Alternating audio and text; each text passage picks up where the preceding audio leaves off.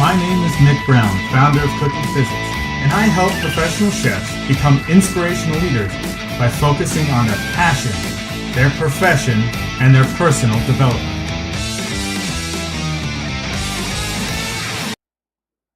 Okay, I hope this is working this time. If it's not, then we're just going to call it good. It appears everything is working. So let me put you right here. Here I am. 1 second. Gotta get on here. The technology is not working for me today. Here we go. And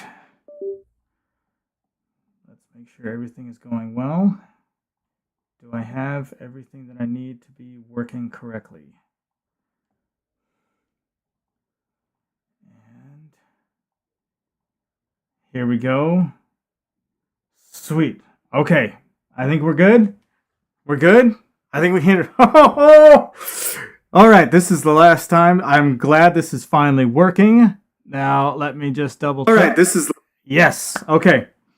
Got audio actually happening, so that is good. I've got video that wasn't working the last time. Going live is a lot of fun. So, let me pull you back onto the previous screen so that you can see what it is that I am working on that we're going to be talking about. The thing that I have switched back and forth for the last 3 times I've tried to go online. So, here we have we are going to be talking about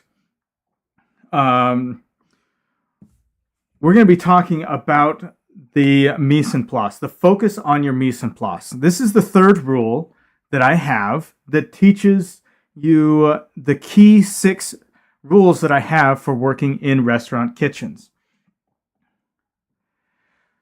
So what we have here, what I want to talk about is what exactly is a mise en place. Now, I'm sure all of you chefs out there know exactly what I'm talking about, but if you're not a chef, then you need to, what mise en place is all about is it is about making sure everything is in its place. It is a French term that means exactly that. And the whole point behind it is that you need to make sure that everything is sitting in front of you like it should. Okay? Everything is sitting as it should in front of you. You've got all of your prep ready to go. You've got all of your, everything is cut, diced. Everything is ready to be thrown into the saute pan.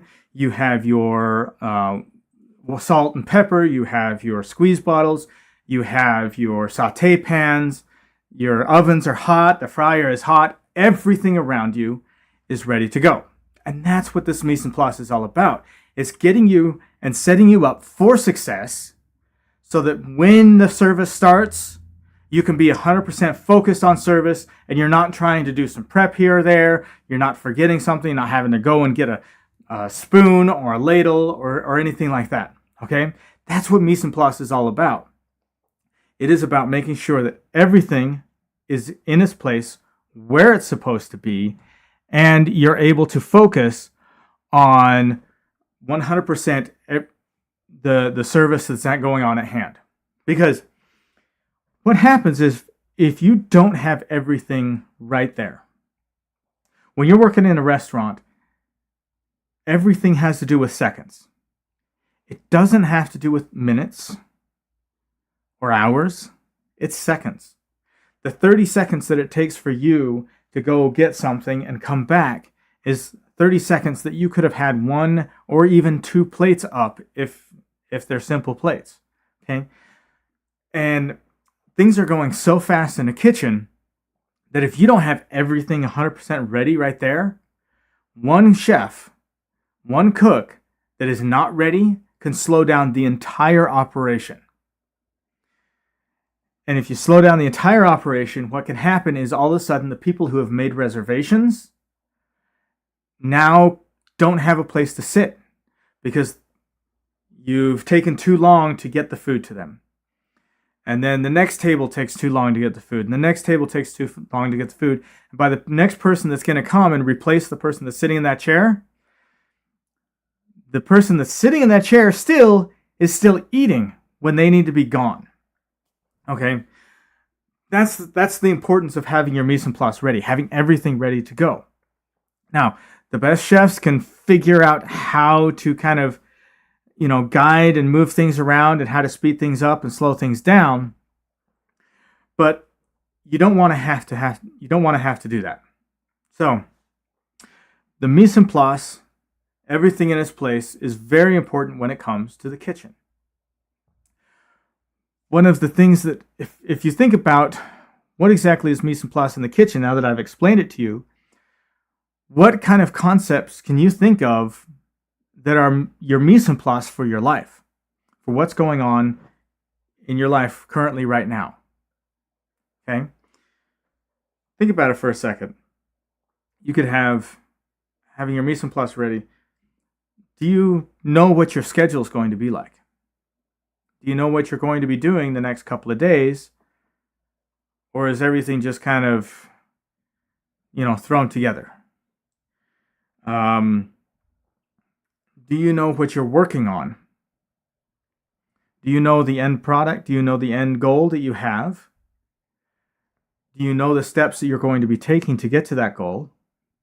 See, the last couple of weeks, or last couple of days, I've been talking about that rule of 3. First of all, you get that end destination. Then once you've got that end destination, you figure out how you're going to get there, what skills you need to learn. Then for the next 90 days, and then for the next 30 days, you're going to focus on 3 aspects that are going to help you achieve those 3 goals in your life. So what are you going to do today? That's part of your mise en place. What are you going to do for the next couple of days, for the next week, for the next month? That's part of your mise en place. The other thing that I talked about is tasting everything. When you've got your mise en place sitting right in front of you, you need to taste it. You need to figure out what's going on. So as you're going about through your day, are you spending the time in your mise en place, in your schedule, and really being present about what's going to happen in that time period? What is your goal? What is your intention? What do you plan on doing? Like, you're going to go, watch your son play baseball. Okay? Are you going to go there just to be there and be on your phone the entire time, talking about something else or going about work or something? Or are you going to be there, purposefully there? Tasting that moment. You've got the mise en place sitting there. You've made the schedule. You've got the mise en place there. Now, are you sitting there and you tasting life? Are you enjoying life? Are you having that, being present in that time? So each one of these rules that I'm talking about, the rule of 3, taste everything, and now focus on your mise en place, it's all about trying to really get your entire life into a place where you can enjoy it, where you're not scrambling for things. You're not trying to pick up the slack because you've already planned it out. You already figured out what's going on. See, as chefs, we tend to focus a lot on the mise en place, but then in our outside lives are just like, it's just whatever. It's just, my focus is on my work, is on my passion, is on the thing that I love to do. And everything else is just a bother, okay? I'm trying to help switch that, where yes, your work is your passion. Your work is something that you love doing, and it is going to be a very integral part of your life, but I want you to focus on those other things as well. Because if you don't focus on those other things, and you just focus on the work, just focus on the thing, it will be very difficult to become the best that you can be, okay? You may be able to become the lead line cook, the sous chef, and you might even be able to make it to the executive chef while still having that very, very narrow mindset. But I'm going to tell you, you won't be very successful in that aspect. Okay. And what I mean by successful is everything will revolve around work. You won't have a life around it. When things start to slow down, you will get bogged down. You will burn yourself out. So having this mise en place and having all these things in front of you is really about how do you create and how do you intentionally plan your life and plan your future so that you can get to that executive chef position and enjoy it fully. So I know I'm kind of hitting you really hard, but if you're still watching this, I know that you are the kind of person who really wants this and you want to go deep. So if you want to continue going deep, I'm going to put a plug in for the group coaching because I'm doing group coaching.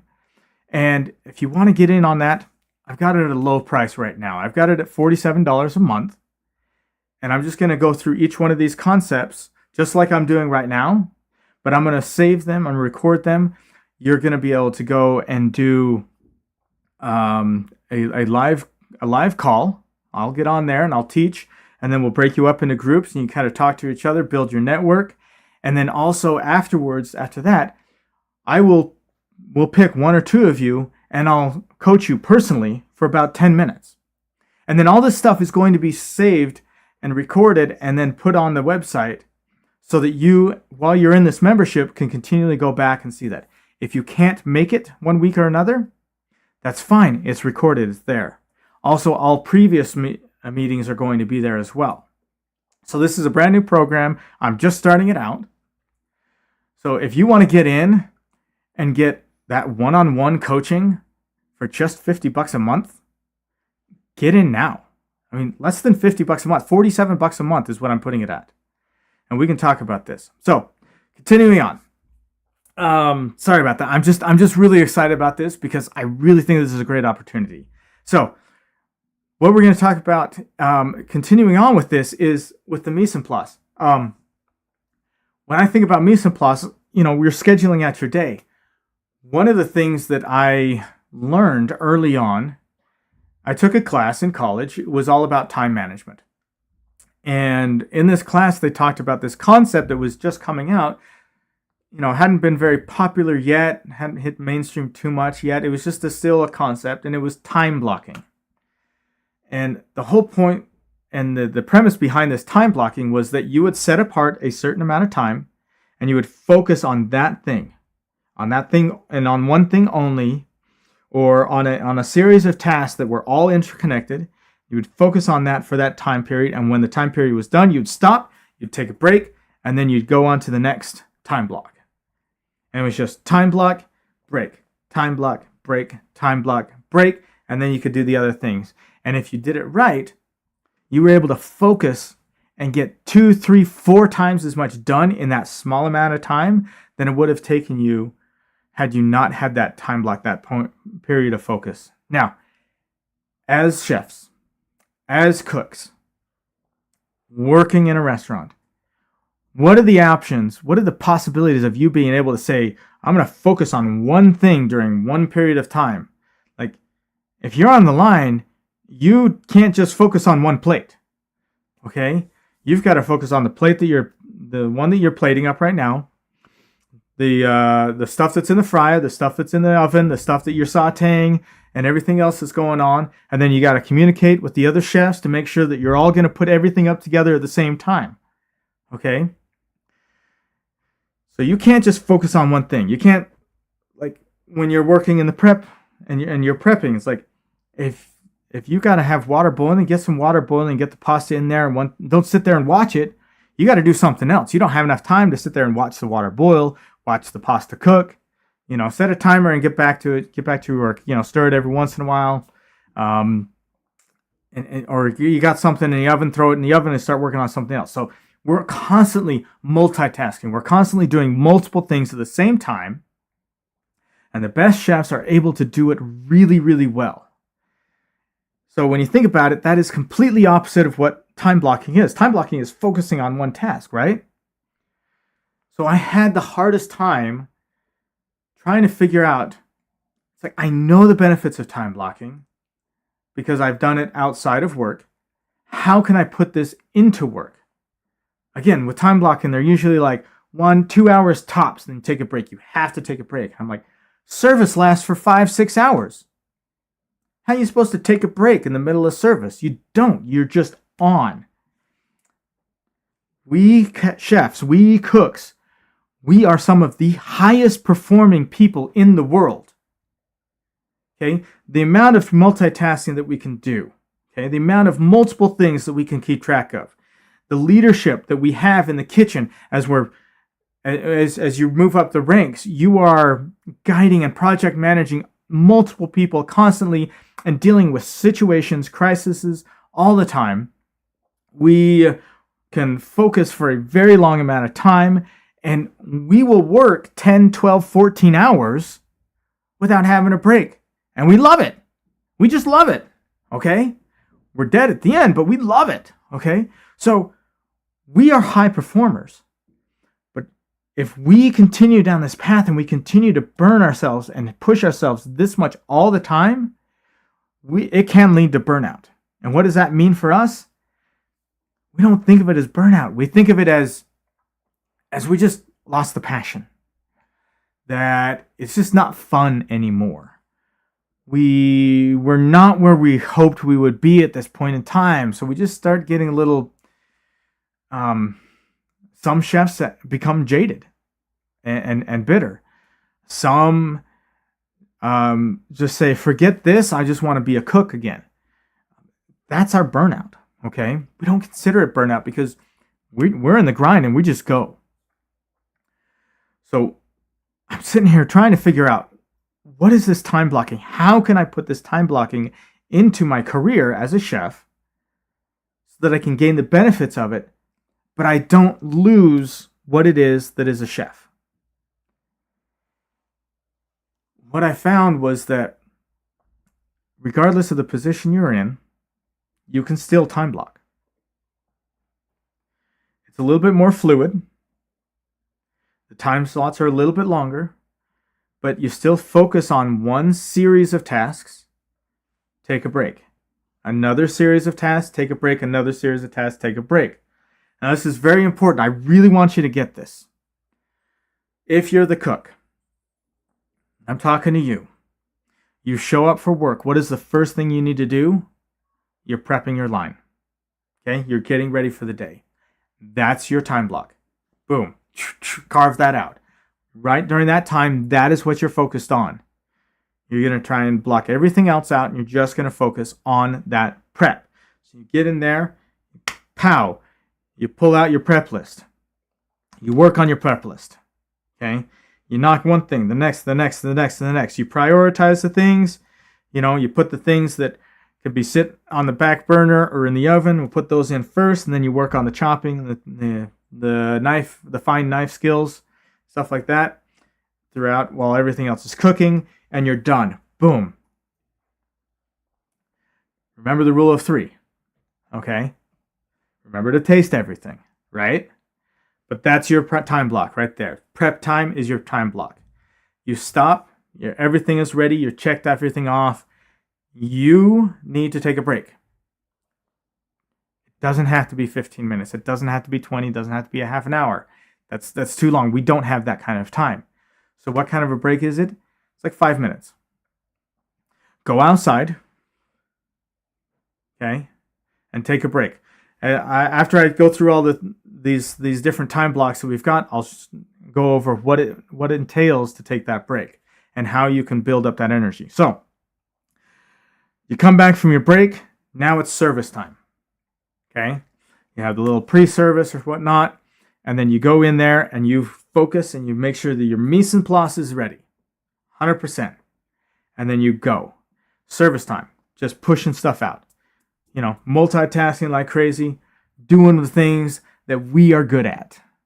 Creation, perfection, absolute crushing it. That's what we're good at. That's what we love. We love that rush. We love that feeling of just pounding stuff out, that grind. It builds the adrenaline. It's so much fun that you just need... Every single time I think about it, it's like, oh, that's so much fun. I love doing it every single time. Okay? You get through it, dealing with all the issues that are happening during that time. Yeah, it's service, okay? Once you're done with service, you stop. Boom. Go take another break. Service is over, go take a break. Okay? If you're lucky and there's waves, you might be able to take a little break in between. Go take that break. Okay? If you're the sous chef, help your cooks take that break during the different waves. Okay? Help them out. Say, take 2 minutes. Go take a break. Again, I'm going to tell you about the break a little bit later. After you come back from the break, it's all about your cleanup time. Clean up. Get ready for the next day. That's what the third portion is. Okay? When you're done with that, and you're focusing and you're using this time block method and taking those breaks, at the end, you're just as energized as you were before. You were excited about what's happening. Service went great because your mise en place was ready. You were tasting everything. Everything was spot on. You had everything you needed because you followed the rule of 3. Your service was amazing. And you go home on a high. You don't go home just exhausted. You go home on a high. You go home you're already at the very top. Like every single time. Boom, boom, boom, boom, boom. And it's just, you're cleaning up and you're like, dude, that was amazing. And you go home. Okay? And then you should take another break. Okay, so let's go over what this break is, what this break entails. The first thing you need to do is you need to go outside. Get outside. I don't care where you're at. Okay? You just get outside. Take 5 minutes, go outside, and just that fresh air, you get away from the kitchen. Don't go into the walk-in. Don't go into the dry storage. Don't go into your office. Get outside. Okay? I'm going to sit there and just kind of do this with me. So, you just want to kind of relax. And you just want to release. You release all that stress that built up. Okay? You did it. You got everything done. Take a lot of big breaths, slow breaths. Okay? Take about a minute or two. Just release. Release it all. Just release it all.